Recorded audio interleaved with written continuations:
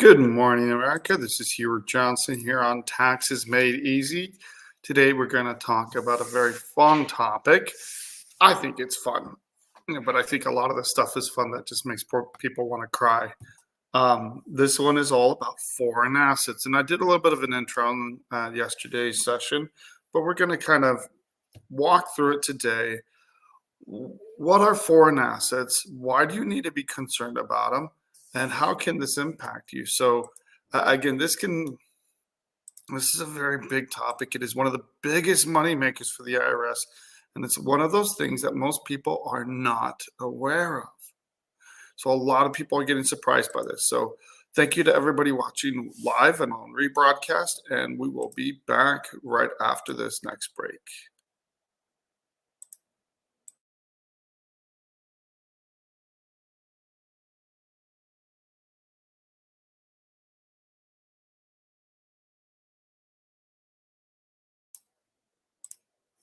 Welcome back, everybody. Hubert Johnson here with Guardian Tax Law, talking about taxes made easy. The topic to get today is all about foreign assets. So, just want to start off. Is it illegal to have foreign assets? Of course not. Is it a something the government can just go after you because you have foreign assets? No. So, historically, there's absolutely nothing wrong with this. Um, this is all about a reporting requirement. And it has such nasty teeth in it, which we'll get to later, because this was originally used against gangsters, against criminal syndicates, against money launderers. It was used to go after organized crime, some of the worst organizations out there. So think of organized cartels. Now, that's what the mafia was. This is what was happening, and that's how they were trying to crack down on this. Now, where did the mafia, where did organized crime hide their money? Well, they used banks like most people. But as more and more banks had to disclose where their money came from the U.S., they went overseas. They went to Swiss banks, the Cayman Islands. So that's why back in the 70s, this law was first passed. So when they found money, they could go after and seize half, if not more, of the money, just because this was criminal. This is organized crime. This is what they were going down, and the best way to shut down organized crime is you take their money, you take away the profit motive for doing crime. Now,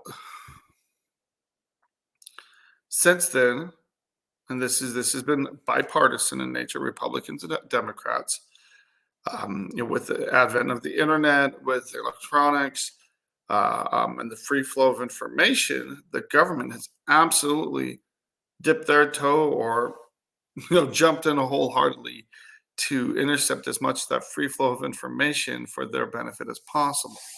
So currently, this law is not just being used against organized crime, it is being used to target everyday average Americans at an amazing rate. This is one of the biggest money makers for the IRS over the last 10 years. It has been one of the biggest increases in money as they have pursued this more aggressively. So this is absolutely an issue for your average ordinary Americans to be concerned about. And this is over the last 10 to 15 years. And because it's such a big moneymaker, they're putting more resources into pursuing these cases. So essentially, if you self-report, they get a little bit of money, and then, okay, they don't have to worry about you and investigate you and all that. If they find you, the penalties and fees are outrageous. At least 50% of the asset and criminal prosecution. So yeah, this is where they go back, and the origin of these laws is to go after organized crime and crime syndicates. Now they're using it against everyday average citizens. So, and it's not today, it's been the last 15 years. So this has been consistent. So what changed? Why did the IRS all of a sudden pivot and start going after everyday Americans? Because they could. So based on using the United States used their economic weight to first force the Swiss to open up their accounts and report any American accounts over $10,000. Now, this is not just one account, it's in the aggregate. So if you have 5 different accounts with 3,000 each one of them, you're over that $10,000 file threshold. So you need to report it. So anything over that amount, it has to be reported, or should be, because the Swiss accounts, all the accounts in Switzerland are now reporting and have been for probably a decade or more. The Cayman Islands, the Caribbeans, all of those, the IRS has very quickly used their economic leverage to force those banks open. Most of Europe, Russia even is now disclosing. You would think Putin wouldn't want to disclose that information. Absolutely are. Russia is disclosing all of those assets. So they have treaties with most of the countries in the world now where they are disclosing assets. So where can you go and hide your money? There's very few places anymore that you can go and put your money in a bank account or an investment where the IRS cannot find it or see it. So that's the trick here, that it's, in the modern age, it's much harder to hide money. And that's what the IRS is doing. So that's why, cartels thrive in third world countries with very little control, where they can control the government and buy off the politicians. So and they do their banking in areas or whatever where they can't be nailed. But even then, the IRS, with their long arm and their long reach, is trying to go after them as much as possible. Not because it's been such a moneymaker, average citizens are being swept up in mass. So it's just a reporting requirement, though. So how do you report it? You have to tell your CPA or your tax preparer. And if your tax preparer doesn't know how to do this and you have tax debt, not tax debt, but if you have foreign assets, go get someone that's more experienced. Most CPAs should have someone that they refer to for these kinds of cases.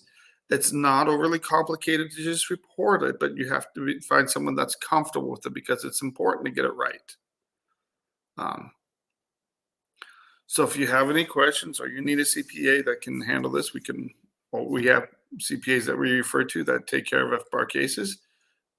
That's what they're called, FBAR or FinCEN. And it's just foreign reporting of assets, foreign assets. So you can always call us, reach out to us. We'll send you to someone that's not going to charge you an arm and a leg, and that can make sure they get these foreign assets reported correctly. You do it every single year on your tax return, and you're fine. If the IRS comes a knocking and you've been reporting every single year on your return, great. They don't care what you do with it. They don't care where the money is. They just care that it's reported. As long as you're disclosing it, you've met the requirement, no problem. So the tricky part comes where most people don't know about this. Most CPAs, though, have it on their checklist. Do you have any foreign assets? And this is exactly what it means. Do you have any accounts in a foreign country that you have not, that need to be disclosed on your tax return? Now, I want to talk about what accounts qualify. So Tucson had a case in China. And China has not signed a treaty yet. It's very possible they will in the future. Again, we flex our economic muscles. Most countries have buckled. And while there's a lot of contention there, this is targeting U.S. citizens that have assets in China. Now, there's a little wrinkle here. In China, you can't own bank accounts unless you're a Chinese citizen.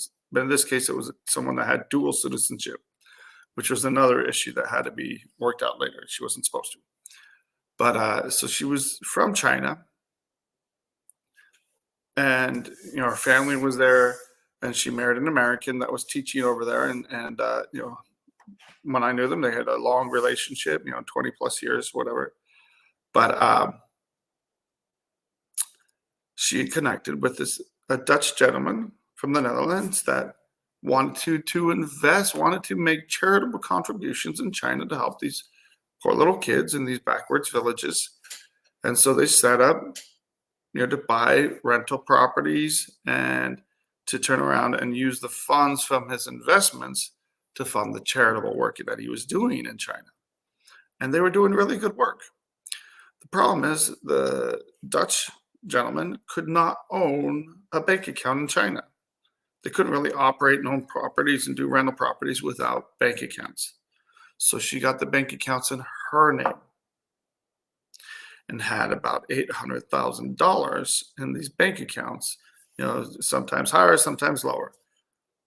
So the problem is the charity didn't work out. And then they were trying to get the funds out. You could only pull out $50,000 at a time. So they couldn't just cash it out and just bring all the funds stateside or send them to Europe. So she didn't know about the law. She didn't understand this at all. And it was her husband sat down with a CPA. And she had a language barrier. Again, she was an immigrant. And realized, oh, we do have foreign accounts. And every time he asked her, she would say, oh, no, those aren't my accounts. When I sat down with her, I said, whose name are they in? She goes, mine. She goes, if you want to go to China and buy a Porsche with that money, who would stop you? She goes, well, I wouldn't do that. It's like, I know you wouldn't, but legally, is anybody in China going to stop you from pulling that money out and going and doing whatever you want with it, buy a yacht or a boat or whatever? No, because it was all in her name.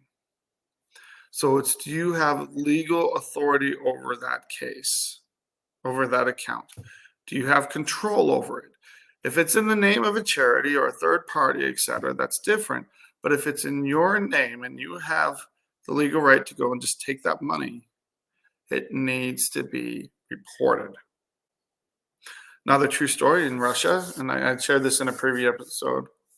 The gentleman was living in New York, had a relative that died, and his family used his account to move $100,000 into the account for a short while, like a week or two, and then they dispersed it to the family members and sent the money out. So was there a week or so? Did he need to report that? Absolutely. So any kind of large flow of large funds, the IRS will get reported to the IRS. The question is, they still don't have enough people to investigate everything, but they are investigating. They are coming after people.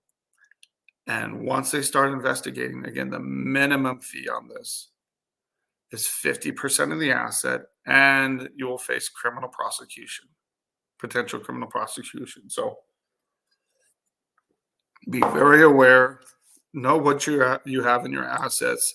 And again, I've got another story. There's a lot of people that just don't know. So when this happened, the Russian gentleman didn't even know what happened here. It was after the fact he found out they used his account, and he went to an attorney and said, do I need to worry about this? And they said, absolutely. So give us a call if you have any questions, but we'll be back in just a short minute. We're going to take a short break here, and we'll talk to you shortly. Continue the conversation.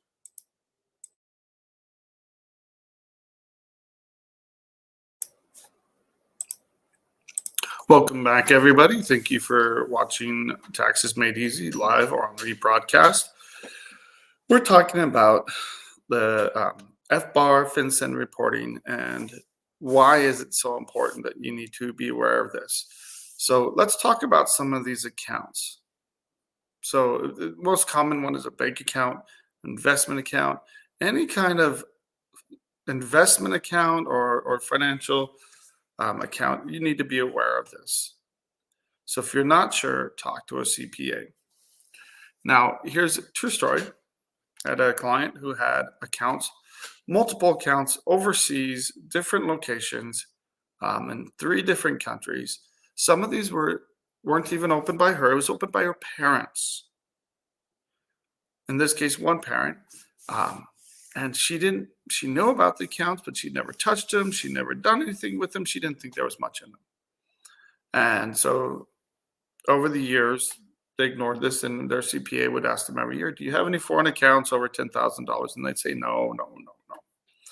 And during this time, she got married, and her husband had some accounts overseas as well, but didn't think anything of it. I mean, I was just like, I don't have that much, each account is less than 10,000. There's the problem. It's not each account, it's in the aggregate. So when we thought it was the wife that had all the problems, potential problems with this, because when she looked into it, she realized, oh my goodness, she had a couple $100,000 because her father had been putting money in her account without her knowing. His father had access to the account, he created the account, but this is all in her name. She had the legal right to go and take that money. So if you have foreign accounts, you can do two things. You can close them or just report it. But you have to know what's in your accounts. You can't just be oblivious to it. I've had retirement accounts out of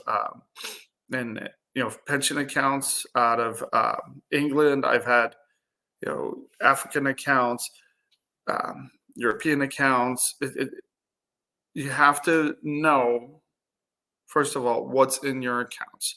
So you haven't looked, your parent, grandfather, godmother, whatever, gave you an account 30, 40 years ago. You have to dig into it and find out, hey, how much is in that?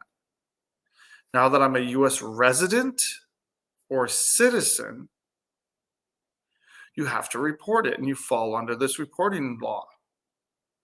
So again, if you're a resident or a citizen, you have to report. You have to report these monies. So find out the information, and once you have the information, the key is, how do you get straight with the IRS? Now that you know there's a problem, what do? Well, there's a couple ways to go about this, and I'm going to just kind of cover the history. When they first came out, the IRS said, okay, we know a lot of people had foreign accounts. This law's been around forever, but most people don't know about it. So they did this big campaign and announced that, hey, we're going to do voluntary disclosure programs. We're going to set up these programs for you where you can come to us and say, my bad, I'm going to just pay the penalty and we're going to move along. Under the voluntary disclosure programs, the penalty was 20%. You just report it. They're not going to look into it. They're not going to dig into it. Done. So the guy that had the account in Russia, right? The money was put in there for 1 week and then distributed. When he came to me, he had paid the 20%. He got to a different law firm. They said, hey, just pay the 20%. And they were happy. I dug into it and I said, look, there's a streamlined. The most you should have paid was 5%. You didn't know about this. You have a language barrier. I mean, you're not originally from the United States. How would you know that your family stuck $100,000 in there for a week or two? So we went in and we contested the $20,000 penalty, submitted the forms. Again, this is a fight. This is a stretch. But we got his full 20% back. He got the full amount back from the IRS, and that doesn't happen very often where you get money back like that.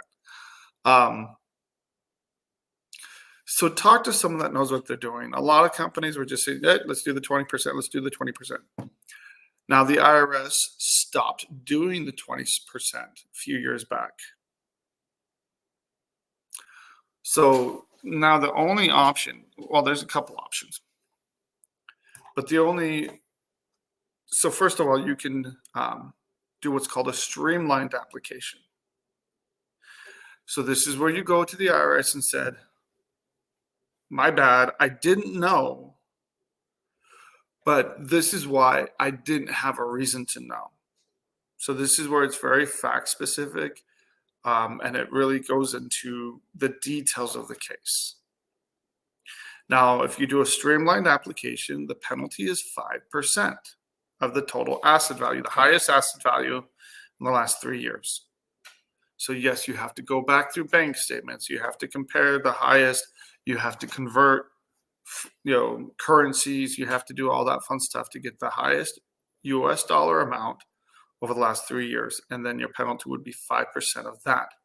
That definitely beats 50% minimum penalty plus possible criminal prosecution. So doing the streamlined application for most people, if you qualify, is the way to go. Now, your second option is to do what's called a quiet disclosure. This is where you say, okay, I made this mistake. I'm going to go in and I'm going to file the last 3 tax returns. So that's what they want, is that you to have reported the last 3 years of returns. And moving forward, you're just going to report. You're going to start complying with the law and keep your fingers crossed that the IRS doesn't come across this. So really what they're looking at is they want 6 years of compliance. After 6 years, they can't investigate you anymore. It's too old unless there's fraud allegations, but and this really isn't fraud. And unless you're hiding massive amounts of money, you're connected to a criminal syndicate, etc. They'll probably leave you alone after, and 99% of the cases, they'll leave you alone after 6 years. Now,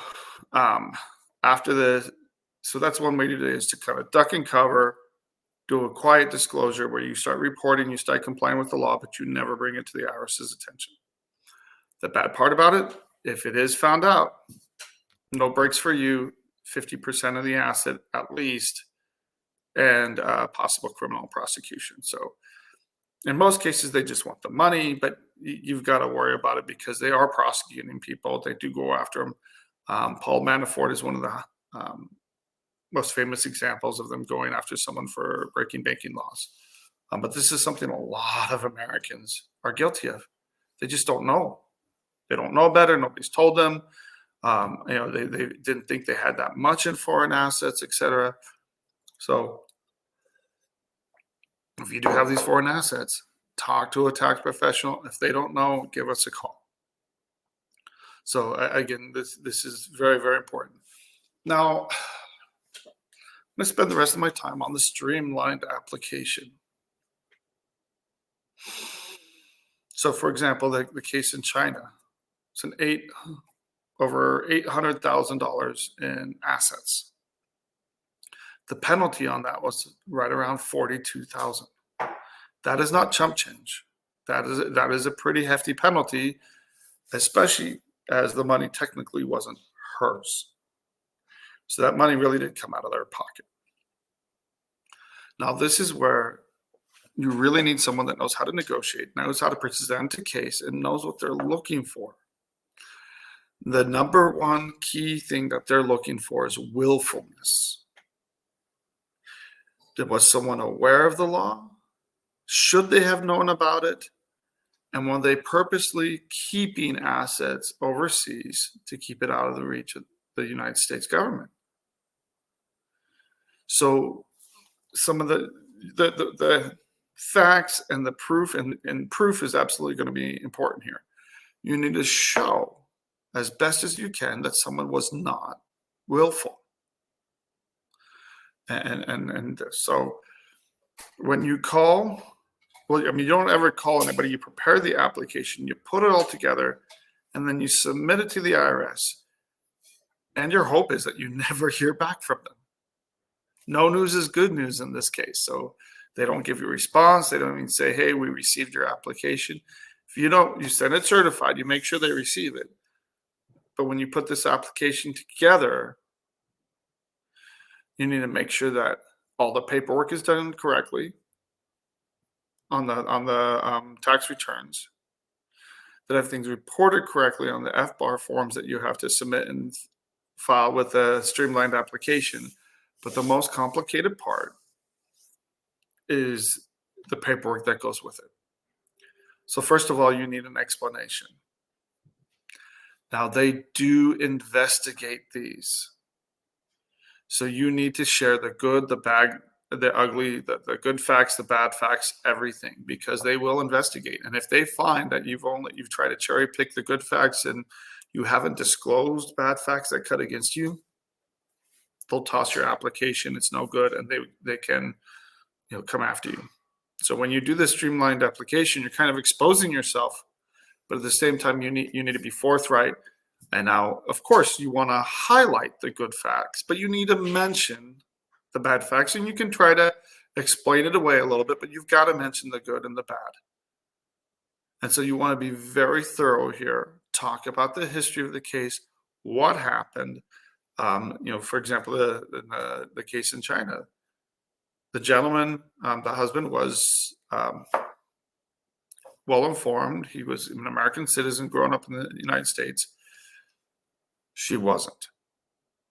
So if you have an immigrant, someone that doesn't understand U.S. laws, someone that, if there's a language barrier, that adds another layer of difficulty to it. If they have, if they don't have a legal or tax background. So if you get someone that's a CPA or a tax attorney doing this, come on, you should have known better. It's within your area of expertise.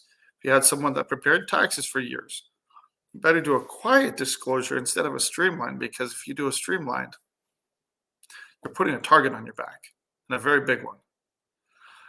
So it really depends on the facts of each case, and you need to substantiate this. So not only do you need to provide all the bank records, you need to provide an explanation, the history, and whatever documentation you need to back this up.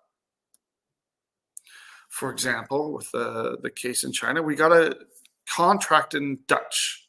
We had to translate it. They want everything translated. They don't want to get a whole bunch of bank statements in Mandarin, which is what we submitted, but we had translations that went with it. You have to, we provided contracts, we provided real estate titles showing that, hey, this is how things were set up. So you need to be as thorough as possible as you go through this. Be very detailed. And this is where, again, understanding what the terminology means and how it applies to your case is where you really do, and I would recommend talking to a tax attorney that is familiar with making legal arguments, legal reasonings, because, again, this will go to investigators at the IRS that will review this. They will investigate your case. It's very possible they can call and do interviews with friends and family, etc. And again, they will do their due diligence and seeing if the facts as you shared them are accurate or not. Now, we're extremely thorough when we submit our streamlined applications. I haven't had a single one questioned, and we've been submitting them for years. So the important part here is to do it right, be thorough, take your time, get all the documents together. You don't want to drag your feet forever. You don't want to get it together fairly quickly, but doing it right is more important than doing it quickly here. I mean, it's one of those things that ticking time bomb. If they start investigating, it slams the door shut on you filing a streamlined application. But the sooner you want to get it in timely, but you want to do it right. So again, this is, having someone research the law, look at the facts of your situation, saying, are you a good candidate or not?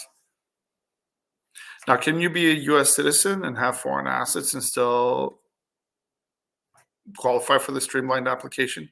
Absolutely. If you're a financial investor that's savvy and knows about reporting requirements, etc.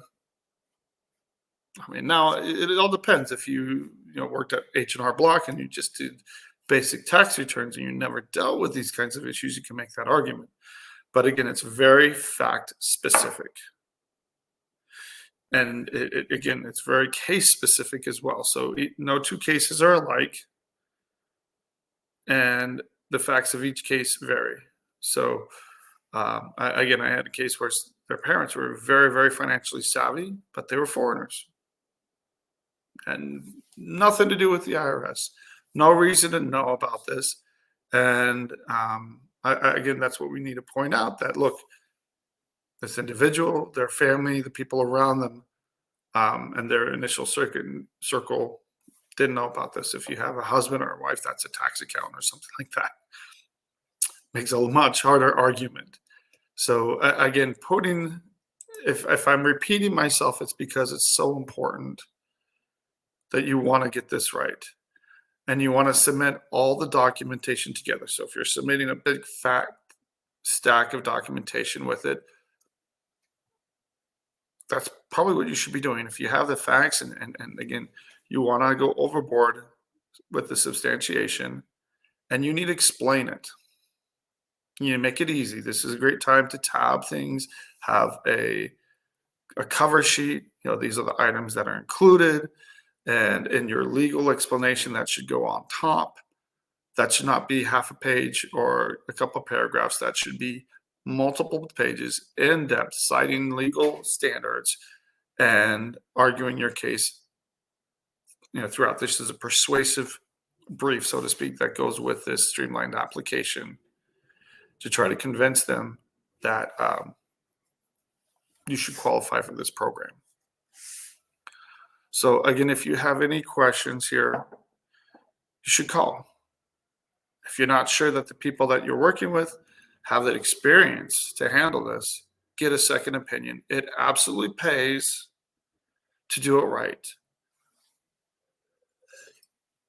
Now, while this kind of representation is usually a little more expensive than other kinds of representation, to get that peace of mind and have this done, again, it's only a one-time shot. If you do it right, all you have to do is make sure you have a CPA that knows how to report it moving forward. And it's just a reporting requirement. So that's a one-time thing. You get this fixed. Now, if someone's trying to charge you half the asset, that's a little ridiculous. So it should be reasonable. But again, it is a little higher than normal fees because of the level of expertise and experience that is required, and liability. If someone messes this up, there's a lot of liability here as well. So if someone's doing it for the first time or that they're really iffy about it, probably not the best fit. Now, just to give you an idea, we've gotten some, and the clients were on top of it. They got the documents to us, and we turned them around in 3 to 4 months and got the application submitted. We've had cases that lasted much longer because it was hard to get documents from overseas, from other countries. And we've had English-speaking clients. Well, one was Irish, so her English was unique at best. But again, they still qualified because of the lack of knowledge of U.S. taxes and that they didn't understand this. And still, there's most American citizens, people that grew up in the United States, don't know about these laws. So if you have any of these questions, ask your CPA, ask about your tax preparer, and we're going to talk about some of the results when we come back in this last session and how to move forward. Again, Guardian Tax, Hubert Johnson here with Guardian Tax Law. Thank you for watching live on rebroadcast.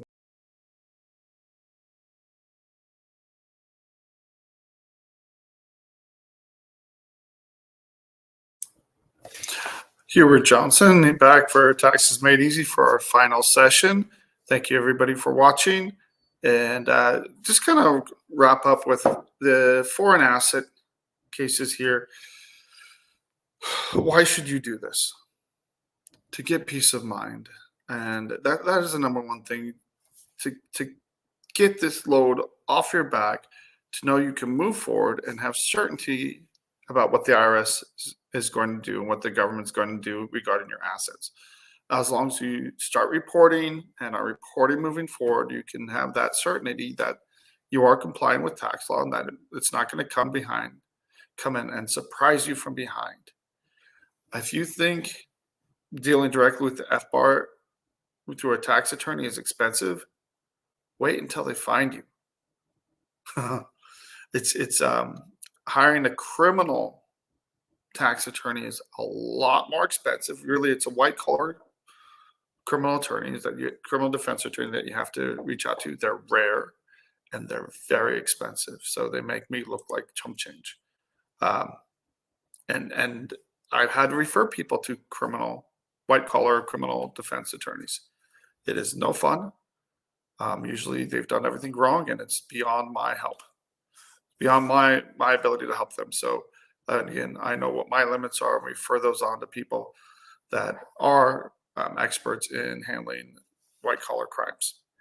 Now, just because there's not a whole lot they can do as far as the penalties, they can definitely work to keep you out of jail and out of prison, which carries with it another whole host of issues. So and again, I usually don't use scare tactics. The IRS very rarely puts people in jail, but this is one that they have and can, and it is a real threat if you do not comply with the law. So, second thing is, why is it important to have it done right?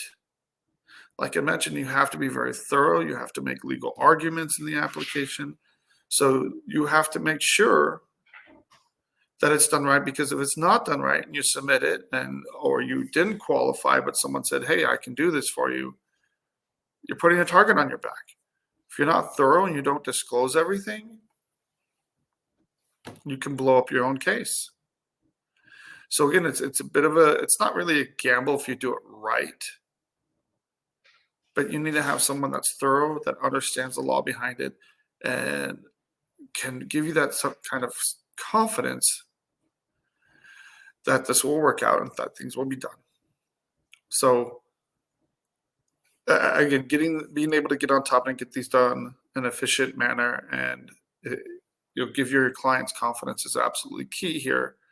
So if you don't feel confident with somebody, or they're taking a long time and it's not you, you're waiting on them, you might want to ask for a second opinion. And sometimes, tax attorneys, we get busy, but you should have good communications at all times with your tax attorney or, tax representatives. For this case, I would recommend talking to a tax attorney, though. Most people that just do normal debt collections do not handle FBAR work. That's a more complicated stage or area of practice. Now, some of the results, when you do it right, like I mentioned earlier, the gentleman that had the Russian account, the other company had them pay a 20% fee. We got the full amount refunded by using the law to his advantage. Now, that was an exception, but the case in China, $42,000 penalty that we paid and submitted, which was 5% of the total of the highest balance for the previous 3 years. And we had a forensic accountant going through these foreign accounts, making sure everything was done right, that we had, again, this is worse than reading Greek. It was reading Mandarin. Not my cup of tea. It's absolutely important that it's done right, that you hire translators where needed, that these documents get translated.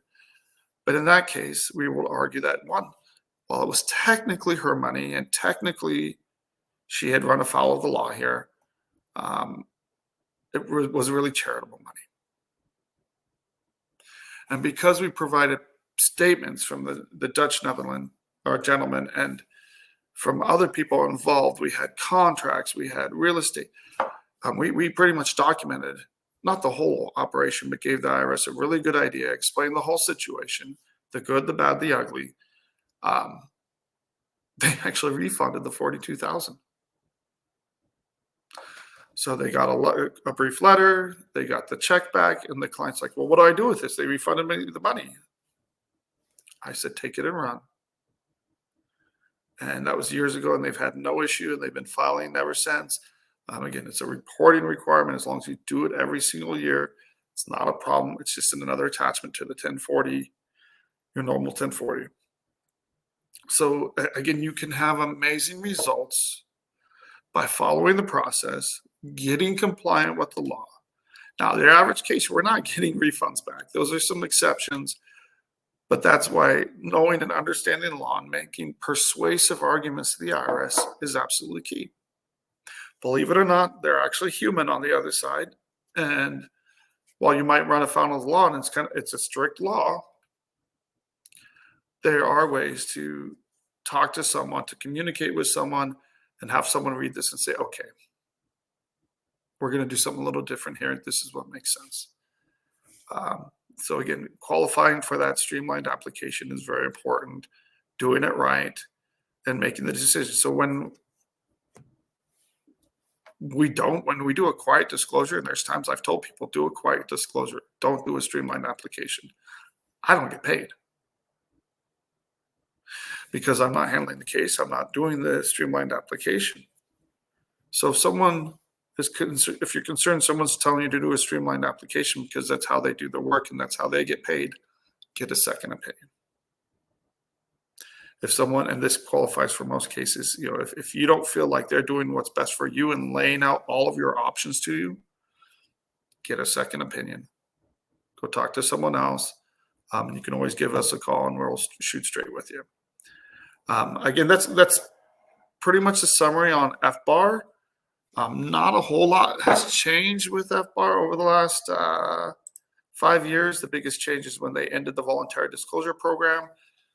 They did that the first few years because people just didn't know, or they didn't know that the IRS was pursuing it as aggressively as they have been. It's still a big money maker for them, but now it's kind of quieted down. People aren't talking about it. Most CPAs are asking about it, or good CPAs are asking about it on their tax questionnaire. So don't skip over those. Go through those tax questionnaires and be diligent and thorough about it. If you have any questions, highlight it, check it, circle it, whatever, and go talk to your CPA about it. And if they don't know, give us a call or call a tax attorney law firm that can address those questions for you. So we're got a few minutes left. Just want to do a little preview for tomorrow. In the news again, the IRS had another breach of customer data. So this is a huge thing happening today, is identity theft. So tomorrow we're going to talk about identity theft, how to prevent it. Sometimes you just can't. But what to do about it when someone starts using your identity, because this is one of the biggest headaches out there. When people get scammed, when people have their identity stolen, and it is a huge blight on our economy, and it is hurting often the poorest people or the people that are have saved, have worked, and saved retirements, and all of a sudden it's gone like that. So knowing how to protect yourself is very key, and when problems go wrong, how to straighten it out with the IRS. Again, this is not going to be a fun topic. It's not an easy topic. But it's a very important one, and we get identity theft questions all the time. What do I do? Someone's using my identity. Someone's filing for me without my permission, an ex-husband, etc. And again, this is going to be a very key one in making sure that your rights are respected and that you can even file your taxes without an issue. So again, this is oftentimes you'll be working with the FBI, but because it's such a common problem, there's not a whole lot the FBI can do. It gets reported, but I mean, this is really a plague on the land, you could say. So yeah, so the IRS in an article that just came out, I think it was either Friday or Monday, it just came out talking about how the IRS failed in multiple ways, for basic standards to make sure that that another massive breach of taxpayer data hasn't occurred. And so again, the IRS has a long ways to go to actually secure taxpayer information. And there's so many different ways that people's information is stolen every day out there. So be wary, be awake, people. And again, it's absolutely key that you protect yourself out there. We've had people robbed of $1 million, or more, in the hundreds of thousands of dollars. And the insane part is when you get scammed like that and they lose all that money. They're pulling this money out of retirements and stuff, and that's a taxable event. And then they get to pay state and federal taxes on these monies that they got scammed out of. So not only do they not have the money anymore, now they get stuck with the tax bill for pulling this money out of a retirement account. A lot of people where they don't have funds and their identity gets stolen, They can't file their tax returns. It's hard to go get a job. I mean, they're what's reported on their income is all messed up because someone else is using their information, or they're going and opening up bank accounts and signing up for properties or whatever. There's so much damage that can be done with identity theft, and it's very hard to reverse. So protect yourselves, know what your rights are, know what scams are coming. And if you're not sure, just want to emphasize again, call us. We review letters for free. And one of the reasons we do this as a public service. So if you ever get a letter, scary letter, you don't know what it says, you don't know what it means, don't call them. Don't give them your information. If you want to call them, be very, very wary when you call. Who is this? Why are you calling? They start asking for money on the spot, especially to go to a Western Union or to buy gift cards. It's absolutely a scam. And there are times they will actually go to people's doors. That's how brazen some of these thieves are. They will go to someone's door and pretend to be a sheriff issuing a warrant or a tax collector, etc. And so there's not even the states will go to someone else's door and say, you have to pay me now. Give me the money. Anybody that comes and pressures you and says you have to pay us right here, right now, it's almost definitely a scam. Now, there are some state warrants, etc., and we're going to dive into this more tomorrow, where it does feel like that, but they will tell you pay online, pay to the state, whatever. But again, if you're going to make any payment, you need to go into their offices. So you look them up, you look up where their offices are, and you go make a payment, or you go online to the official IRS website or the state website and make a payment. But you look it up. Don't go where someone tells you to go to make an immediate payment. So again, I get kind of passionate about identity theft because it hurts so many people, and we see it so often. So if you ever get confused, or if you know of someone that's getting confused, they tend to target the elderly as well. Take those letters, just send them to our office. You can call us. We'll give you our fax number. We'll give you an email. Our fax number is actually 520-408-6755, I think. But you can always email us at info@guardiantaxlaw.com or contact us through our website or our phone number. We review letters for free. If you ever have questions, you ever have someone bugging us, call us. We'll steer you in the right direction. There's almost never a time so immediate that you have to pay them right then and there on the spot. As it is a classic sign of someone trying to scam you and your family. So be wary, protect yourselves, and get good information. If there's anything, if I can direct a few people to get good information and avoid getting scammed, I've done my job. So again, Hubert Johnson with Guardian Tax Law. We're going to talk about this in detail tomorrow about identity theft and how to protect yourself. Hope you all have a great day, and thank you for watching live or on rebroadcast here at smartmoneyculture.tv.